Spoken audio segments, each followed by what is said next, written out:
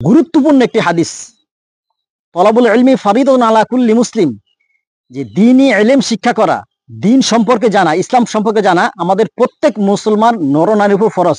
ততটুকু যতটুকু না জানলেই নয়, অর্থাৎ আমি যে কোনো একটা বিষয় কাজ করব, ওই বিষয়ে আমাকে জ্ঞান অর্জন করতে হবে, আর এটা আমার জন্য ফরজ।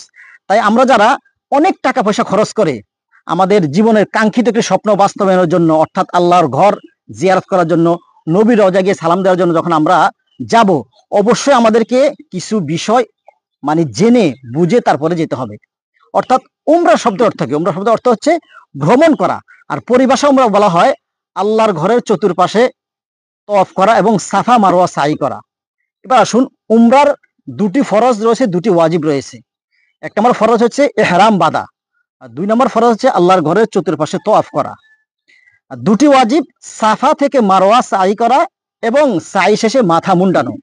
এই গুরুত্বপূর্ণ কিছু বিষয়গুলি আমাদেরকে অবশ্যই জেনে বুঝে তারপরে আমরা উমরা আদায় করতে গেলে অবশ্যই আমাদের কাঙ্ক্ষিত স্বপ্নটা পরিপূর্ণ হবে, আমাদের উমরাগুলো সহিহ হবে। আল্লাহ আমাদের সবাইকে এরকম জেনে বুঝে তারপরে উমরা আদায় করার তৌফিক দান করুক। আসসালামু আলাইকুম ওয়া রাহমাতুল্লাহি ওয়া বারাকাতুহু।